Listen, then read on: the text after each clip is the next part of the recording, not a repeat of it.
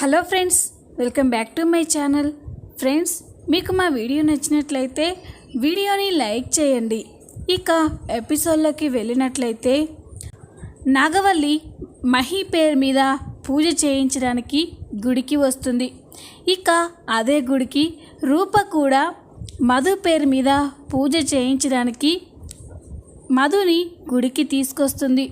గుళ్ళోకి వచ్చిన తర్వాత పంతులు గారు మహితో, బాబు కోనట్లోకి వెళ్ళి నీ ఇష్టమైన కోరిక కోరుకొని 3 సార్లు మునిగి రండి, పూజ ప్రారంభిద్దాం అని అంటాడు. ఇక మహి అయితే అలాగే పంతులు గారు అని కోనేట్లో స్నానం చేయడానికి వెళ్తాడు. మరో పక్క వేరే పంతులు గారు కూడా మధుతో అదే చెప్తారు. కోనేట్లోకి వెళ్ళి 3 సార్లు స్నానం చేసి రండమ్మా, పూజ చేస్తాను అని చెప్పగానే మధు కూడా సరే అని కోనేట్లో మునగడానికి వెళ్తుంది. మధుతో పాటు మధు వాళ్ళ అమ్మ రూప, తమ్ముడు కూడా వెళ్తారు. మధు ఇక కోనేట్లోకి వెళ్ళి దేవుడికి తన మనసులో కోరికని చెప్పుకుంటూ ఉంటుంది. స్వామి, మా అమ్మని ఎలాగో నా నుండి దూరం చేశావు. ఇక నాకు మిగిలింది నాన్న, మహి, చందు, లోహిత. జీవితంలో వీళ్ళని కలవడమే నా కోరిక. తొందరలోనే నా కోరిక తీర్చి నా వాళ్ళు కలిసేలా చెయ్యి స్వామి అని మొక్కుకుంటూ ఉంటుంది. మహి కూడా దేవుడికి దండం పెట్టుకుంటూ, స్వామి, నాకంటూ పెద్దగా ఏ కోరికలు లేవు. నా చిన్ననాటి ప్రాణ స్నేహితురాలైన నా చిన్నిని త్వరగా కలుసుకోవాలి. అమ్మ నాన్న చిన్ని గురించి ఏవేవో చెప్తున్నారు, కానీ అవన్నీ అబద్ధమని నా మనసుకి తెలుసు. చిన్ని ఎక్కడో క్షేమంగానే ఉండి ఉంటుంది. తను త్వరగా నాకు కనిపించేలా చెయ్యి స్వామి అని మొక్కుకొని ఇక కోనేట్లో మునుగుతాడు. మధు కూడా కోనేట్లో మునిగి స్నానం చేస్తూ ఉంటుంది.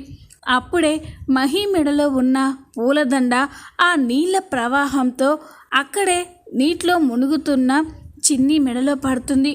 3 మునకలు మునిగిన తర్వాత ఇక మహి బయటికి వస్తాడు. మహి మెడలో పూలదండ లేకపోవడం చూసి, ఏంటి బావా, నువ్వు స్నానానికి వెళ్ళేటప్పుడు నీ మెడలో పూలదండ ఉంది కదా, మరిప్పుడు లేదేంటి అని అనగానే మహి కూడా చూసుకుంటూ ఉంటాడు.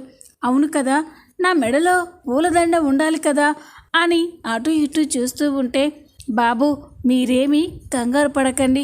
మీరు ఆ స్వామివారిని ఏదో గట్టి కోరికే కోరుకొని ఉంటారు. ఆ స్వామివారు అది చేర్చాల్సిన చోటుకే చేర్చుంటారు. మీరేమీ కంగారు పడకండి, అంతా మంచి జరుగుతుంది అని అంటాడు. దాంతో ఇక మహి అయితే రిలాక్స్ అయిపోతాడు. మరో పక్క మహి మెడలో ఉన్న పూలదండ మధు మెడలో పడడంతో అది చూసి రూప, మధు తమ్ముడు అయితే ఆశ్చర్యపోతాడు. ఇక చాలా సంతోషపడుతూ, అక్కోయ్, నీ కోరిక ఆ దేవుడు వినేసినట్టున్నాడే అని చెప్పగానే, ఏంట్రా ఏమంటున్నావు అని అంటే, అవునక్క, నువ్వు దేవుని ఏదో అడిగావు కదా, అందుకే ఆ దేవుడు నీ కోరిక తీరుస్తానని నీ మెడలో పూలమాల వేసి చెప్పాడే అని చెప్పగానే మధు తన మెడలో ఉన్న పూలమాలని చూసుకుంటుంది. ఇక ఒక్కసారిగా ఆశ్చర్యపోతూ, అవును, ఈ పూలమాల ఎక్కడిది అని అటు ఇటు చూస్తూ ఉంటాడు. అప్పుడే పంతులు గారు, మీరేమీ కంగారు పడకండమ్మా, ఆ దేవుడు మిమ్మల్ని అనుగ్రహించారు. ఆ పూలమాల వచ్చి మీ మెడలో పడింది అంటే మీకు దగ్గర వాళ్ళు ఎవరో ఇక్కడ ఉన్నారని అర్థం అని చెప్పగానే ఇక మధు అయితే చాలా సంతోషంగా అటు ఇటు చూస్తూ ఉంటుంది. నువ్వు కోరుకున్న కోరిక త్వరలోనే తీరుతుందమ్మా అని చెప్పగానే ఇక అందరూ సంతోషపడతారు. పూజ మొదలు పెడదామా అని అటువైపు మహి వాళ్ళు, ఇటువైపు మధు వాళ్ళు పూజ చేస్తూ ఉంటారు. నాగవల్లి, శ్రేయ, వసంత అందరూ కూడా మహి పూజ చేస్తూ ఉంటే చాలా సంతోషంగా చూస్తూ ఉంటారు. నాగవల్లి దేవుడికి దండం పెట్టుకుంటూ, స్వామి, మేమనుకున్నవన్నీ కూడా ఎలాంటి ఆటంకం లేకుండా అన్నీ పూర్తి చేశాం. మా అక్కని చంపిన ఆ కావేరి కుటుంబాన్ని నామరూపాలు లేకుండా చేశాం. ఇప్పుడు మా బావ ఈ రాష్ట్రానికి హోమ్ మినిస్టర్. నాకు అన్నీ ఇచ్చావు, కానీ ఒక్కటి మాత్రం వెల్తిగా ఉంచావు స్వామి. అదేంటో నీకు కూడా తెలుసు. నా కొడుకు మహి మనసులో ఆ చిన్ని ఇంకా బ్రతికే ఉంది. వాడికి ఎన్నిసార్లు చెప్పినా కూడా చిన్ని చిన్ని అని పదే పదే కలవరిస్తున్నాడు. తొందరలోనే వాడి మనసులో ఉన్న చిన్నిని చంపే స్వామి. సంతోషంగా వాడు నా మేనకోడల్ని పెళ్లి చేసుకొని పిల్ల పాపలతో సంతోషంగా ఉండేలా నువ్వే దీవించు అని నాగవల్లి దండం పెట్టుకుంటూ ఉంటుంది. మరోవైపు శ్రేయ కూడా, స్వామి నాకంటూ ఏ కోరికలు లేవు. నాకు మా బావ మహితోనే నాకు పెళ్లి జరగాలి. మహియే నాకు భర్తగా రావాలి. అలా అని నువ్వే కరుణించు తండ్రి. నాకు మా బావకి మధ్య మూడో వ్యక్తి ఎవరూ రాకూడదు అని శ్రేయ కూడా మనసులో దండం పెట్టుకుంటూ ఉంటుంది. ఇక పూజ అంతా కూడా పంతులు గారు పూర్తి చేస్తారు.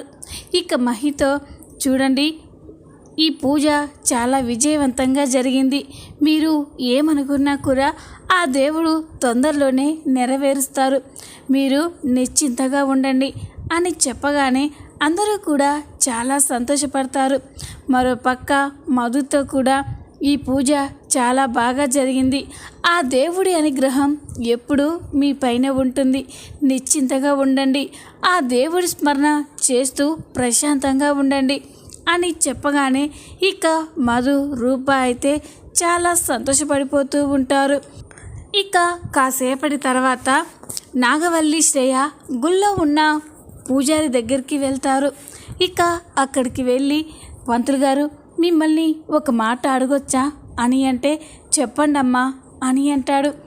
ఇక అప్పుడు శ్రేయ, నేను చెప్తానత్తా అని పంతులు గారితో చెప్తూ ఉంటారు. పంతులు గారు, ఈ గుళ్ళో ఈ దేవుడు ఏదడిగినా నెరవేరుస్తారా అని అంటే, చూడమ్మా మనం కోరే కోరికలో ఎలాంటి స్వార్థం లేకుండా మంచి మనసుతో ఏ కోరిక కోరినా కూడా ఆ భగవంతుడు తప్పకుండా తీరుస్తాడు అని అంటే, స్వామి నేను మా బావని ప్రేమిస్తున్నాను. మా బావని పెళ్లి చేసుకోవాలి అనుకుంటున్నాను. కానీ మా బావ మాత్రం నాపై కన్నెత్తి కూడా చూడడం లేదు. ఎలాగైనా మా పెళ్ళి జరగాలంటే ఏం చెయ్యాలో మీరే చెప్పండి పంతులు గారు అని అనగానే ఇక పంతులు గారు, దానికి ఒక మొక్కు ఉందమ్మా. మీరు ఆ ముడుపు కట్టారు అంటే వచ్చే సంవత్సరం ఈ రోజు కల్లా మీ బావ నిన్ను పెళ్లి చేసుకుంటాడు అని చెప్పగానే శ్రేయ నాగవల్లి చాలా సంతోషపడతారు. ఇక వెంటనే ముడుపు కట్టాలా, చెప్పండి పంతులు గారు ఎక్కడ కట్టాలి అని అనగానే, అదిగమ్మా అక్కడ చెట్టు కింద సాక్షాత్తు ఆ దుర్గాదేవే ఉంది. ఆమె కోరిన కోరికలు తీరుస్తుంది. నువ్వు వెళ్ళి మనస్ఫూర్తిగా మీ బావతో పెళ్లి జరగాలి అని ముడుపు కట్టు. వచ్చే సంవత్సరం ఈ రోజు కల్లా నీ కోరిక ఆ దుర్గాదేవే తీరుస్తుంది అని చెప్పగానే ఇక శ్రేయ నాగవల్లి అయితే చాలా సంతోషపడతారు. ఇప్పుడే వెళ్ళి ముడుపు కడదామత్తా అని అంటే, ఆగవే నీకంతా తొందరే, పద ముడుపు కడదువు కానీ అని చెప్పి ఇక పంతులు గారు ఒక ముడుపునైతే శ్రేయకి ఇస్తారు. ఇక ఆ ముడుపుని శ్రేయ దండం పెట్టుకొని, స్వామి నాకు మా బావతో వచ్చే సంవత్సరం కల్లా పెళ్లి జరిగేలా నువ్వే దీవించు అని ఆ ముడుపుని తీసుకొని వెళ్తూ ఉంటుంది. అప్పుడే మధు తమ్ముడు బండి అయితే ఇక మధుతో, అక్క నీ పూజ అయిపోయింది కదా, నువ్వు అక్క కాసేపు ఇక్కడ కూర్చోండి, నేను ఈ గుళ్ళో ప్లేస్లన్నీ కూడా వీడియో తీసి తీసుకొస్తాను అని అంటే, ఇప్పుడు అవన్నీ ఎందుకురా అని అంటుంది. లేదక్క మన ముగ్గురం గుడికి వచ్చాం, ఇక్కడ చూసాం కదా, మరి నాన్న కూడా ఫోన్లో అయినా దేవుణ్ణి గుడిని చూస్తాడు కదా, అందుకే వీడియో తీసుకొస్తాను, ఒక్క 10 నిమిషాలక్క అని మధు తమ్ముడు అయితే గుళ్ళో తిరుగుతూ వీడియోస్ తీస్తూ ఉంటాడు. మధు తమ్ముడు అలా వీడియో తీస్తూ నడుచుకుంటూ వస్తూ ఉంటాడు. శ్రేయ కూడా ముడుపు కట్టడానికి ముడుపు తీసుకొని వస్తూ ఉంటుంది. అప్పుడే అనుకోకుండా మధు తమ్ముడు శ్రేయని డాష్ ఇస్తాడు. దాంతో శ్రేయ చేతిలో ఉన్న ముడుపు నేలపాలవుతుంది. అది చూసి శ్రేయ నాగవల్లి ఒక్కసారిగా షాక్ అయిపోతారు. ఇక బంటి కూడా అది చూసి షాక్ అయిపోయి చూస్తూ ఉంటాడు. శ్రేయ నాగవల్లి బంటి వైపు కోపంగా చూస్తూ ఉంటే ఇక బంటి భయపడిపోతూ సారీ అండి, చూసుకోలేదు, క్షమించండి, తప్పైపోయింది అని అంటూ ఉంటాడు. ఇక నాగవల్లి పట్టరాని కోపంతో ఏంట్రా చేసిందంతా చేసి సారీ చెప్తున్నావు, నిన్ను అని కొట్టబోతూ ఉంటుంది. అప్పుడే మధు అక్కడికి వచ్చి నాగవల్లి చెయ్యి పట్టుకుంటుంది. అది చూసి నాగవల్లి శ్రేయ అక్కడున్న వాళ్ళు షాక్ అయిపోయి చూస్తూ ఉంటారు. మా తమ్ముణ్ణి ఎందుకు కొడుతున్నారు అని మధు నాగవల్లిని అడుగుతుంది. మధుని చూసి నాగవల్లి కూడా చాలా కోపంతో రగిలిపోతూ ఉంటుంది. ఎందుకు కొడుతున్నానా, వీడేం చేశారో తెలుసా అని అంటే ఏం చేశాడు అని అడుగుతుంది. నా మేనకోడలు తన మనసులో కోరిక కోరుకుని ముడుపు కట్టడానికి వెళ్తుంటే నీ తమ్ముడొచ్చి ఆ ముడుపు నేలపాలయ్యేలా చేశాడు. అలాంటి వాణ్ణి కొట్టకుండా ఎలా ఉండమంటావు అని అంటూ ఉంటే చూడండి, ఆ దేవుడి సన్నిధిలో ఆ దేవుడి ప్రమేయం లేకుండా ఏది జరగదు. మీ మేనకోడలు ఆ ముడుపు కట్టబోతుంది అంటే ఆ కోరిక తీరని కోరిక అయి ఉంటుంది. అందుకే ఆ దేవుడు ఇలా ఆ ముడుపుని నేలపాలు చేసి మీ మేనకోడలి కోరిక తీరదని చెప్పాడు. దానికి నా తమ్ముడు ఏం చేస్తాడు అని అంటూ ఉంటే ఏంటే ఊరుకుంటున్నాను కదా అని తెగ రెచ్చిపోతున్నావు, నేనెవరో తెలుసా, నా బ్యాక్గ్రౌండ్ ఏంటో తెలుసా అని అంటూ ఉంటే చూడండి, మీరెవరైనా కావచ్చు, మీ బ్యాక్గ్రౌండ్ ఎంతైనా ఉండొచ్చు, కానీ నా వాళ్ళ జోలికి కానీ నా జోలికి కానీ వస్తే వాళ్ళు ఎంత పెద్ద మనుషులైనా కూడా నేను లెక్క చేయను. నా కళ్ళ ముందే నా తమ్ముడిని కొడుతూ ఉంటే నేను ఎలా చూస్తూ ఊరుకుంటాను అనుకున్నావు అని చెప్పగానే నాగవల్లి శ్రేయ షాక్ అయిపోయి చూస్తూ ఉంటారు. ఇక శ్రేయ ఏయ్ ఏంటే ఎక్కువ మాట్లాడుతున్నావు, మా అత్త గురించి నీకు సరిగ్గా తెలీదు. తను కన్నెర్ర చేస్తే నువ్వు ఏమైపోతావో తెలుసా? ఏమైపోతాను, అయినా లోపం మీలోనే ఉంటుంది, మిమ్మల్ని చూస్తుంటే అర్థమైపోతుంది. ఆ కోరిక తీరని కోరిక అని, ఎంత బలమైన కోరిక అని. అందుకే ఆ దేవుడు కోరిక తీరకుండా ఇలా నేలపాలు చేశాడు. ఈసారైనా మనసు పూర్తిగా స్వార్థం లేకుండా కోరుకోమని చెప్పు, అప్పుడు ఇలాంటి ఆటంకాలు ఏవి ఉండవు. చేసేదంతా మీరు చేసుకుంటూ యువతలి వాళ్ళని అంటారెందుకు అని అంటూ ఉంటే ఇక నాగవల్లికైతే చాలా కోపం వస్తుంది. ఏయ్ చాలా ఎక్కువగా మాట్లాడుతున్నావు, నేను తలుచుకుంటే నేను లేకుండా చేస్తాను అని అంటూ ఉంటే చూడండి, మీరు తలుచుకోవాలేమో, నేను తలుచుకుంటే ఇప్పుడే ఈ క్షణమే మిమ్మల్ని లేకుండా చేయగలను, కానీ ఇది గుడి అని ఊరుకుంటున్నాను. ఇంకొకసారి ఇలా నా తమ్ముడిని కానీ నా వాళ్ళని కానీ ఏమన్నా అన్నారు అంటే చూస్తూ ఊరుకోను అని మధు అయితే నాగవల్లికి వార్నింగ్ ఇస్తుంది. అది చూసి నాగవల్లి షాక్ అయిపోయి చూస్తూ ఉంటుంది. మధు అక్కడి నుంచి వెళ్ళిపోయిన తర్వాత నాగవల్లి కోపంతో రగిలిపోతూ ఉంటుంది. ఏంటత్తా అది నిన్నే ఎదిరించి అన్నేసి మాటలు అంటుందా అని అంటే నాతో పెట్టుకున్న వాళ్ళు ఎవరు కూడా ప్రశాంతంగా ఉండరు శ్రేయ, చెప్తాను, దీని సంగతి చెప్తాను. ఇంకెప్పుడైనా దొరకకపోతుందా అప్పుడు ఈ నాగవల్లి అంటే ఏంటో దానికి తెలిసేలా చేస్తాను అని అంటూ ఉంటే ఇక పద వెళ్దాం అని నాగవల్లి శ్రేయ వస్తారు. నాగవల్లి శ్రేయ ఇద్దరు కూడా చాలా కోపంగా అప్సెట్గా ఉండడం చూసి మహి ఏంటమ్మా ఏమైంది, ఎందుకంత ఇరిటేట్ అవుతున్నావు అని అంటూ ఉంటే అప్పుడు శ్రేయ బావా అదొక పెద్ద స్టోరీ అని అంటుంది. స్టోరీనా, ఏంటి శ్రేయ, అమ్మని ఎవరైనా ఏమన్నా అన్నారా అని అంటే అనడం ఏంటి బావా, నోటికి ఎంత మాట వస్తే అంత మాట అన్నారు. నా పుట్టుకలో అత్తని అంతలా మామ కూడా తిట్టలేదు అని అంటూ ఉంటే అమ్మని నోటికొచ్చినట్టు మాట్లాడారా, ఎవరు చెప్పు, వాళ్ళ అంతు చూస్తాను అని అంటూ ఉంటే అప్పుడు శ్రేయ బావా నేను ముడుపు కట్టాలి అని వెళ్తూ ఉంటే ఒక కుర్రాడు నన్ను డాష్ ఇచ్చి ఆ ముడుపు నేలపాలయ్యేలా చేశాడు. అప్పుడు అత్త ఎందుకు ఇలా చేశావని వాడిని అడుగుతూ ఉంటే వాళ్ళ అక్కకి చాలా పొగురట్టుంది. అదొచ్చి అత్తని నిలదీసింది. నా తమ్ముణ్ణి కొడతావా అని అత్తని ఎన్నేసి మాటలు అనిందో తెలుసా? అత్త నేనేంటో తెలుసా అని అన్నా కూడా నువ్వు ఎవరైతే ఏంటి, నేను తలుచుకుంటే ఇప్పుడే నిన్ను ఏమైనా చేయగలనని నోటికొచ్చినట్టు మాట్లాడింది బావా. పాపం అదలా మాట్లాడుతూ ఉంటే అత్త ఏం చేయలేక మౌనంగా ఉండిపోయింది అని అనగానే మహి అయితే షాక్ అయిపోతాడు. ఏంటమ్మా నిన్నే అంతలా అవమానిస్తుందా?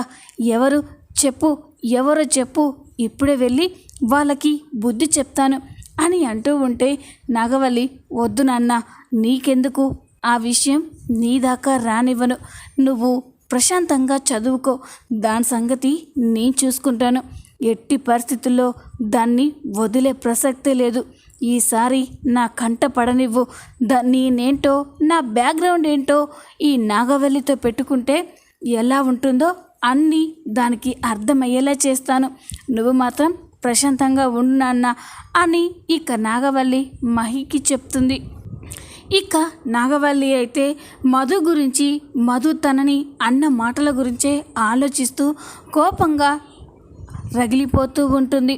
మరో పక్క రూప, ఏంటమ్మా వాళ్ళు ఎవరో ఏంటో తెలియకుండా ఎందుకు వాళ్ళతో అంతలా గొడవ పెట్టుకున్నావు అని అంటూ ఉంటే, ఏంటమ్మా నువ్వు కూడా అలాగే మాట్లాడతావు, నా తమ్ముణ్ణి నా కళ్ళ ముందు ఎవరో ముక్కు మొహం తెలియని వాళ్ళు కొడుతుంటే నేను ఎలా చూస్తూ ఊరుకుంటాను, వాళ్ళు ఎంత పెద్దవాళ్ళైనా సరే నా ఫ్యామిలీ జోలికి వచ్చినా, నా వాళ్ళ జోలికి వచ్చినా నేనేంటో వాళ్ళకి తెలిసేలా చేస్తాను అని మధు అంటూ ఉంటే ఇక మధు తమ్ముడు బంటి కూడా, అవునమ్మా అక్కదేం తప్పులేదు, నేను ఆడికి తప్పైపోయింది అని చెప్పినా కూడా వినిపించుకోకుండా పొగరుగా మాట్లాడారు, అలాంటి వాళ్ళకి మన అక్కే కరెక్ట్ అమ్మా, నువ్వేం భయపడకు అని అంటూ ఉంటే ఇక రూప, ఇదేంటి గుడికి పూజ చేయడానికి వస్తే ఇలా జరిగింది అని కంగారు పడుతూ ఉంటుంది.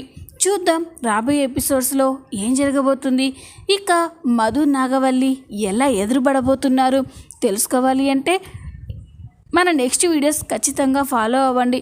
ఈ వీడియో కనుక మీకు నచ్చినట్లయితే లైక్ చేయండి, సబ్స్క్రైబ్ చేసుకోండి. Thanks for watching.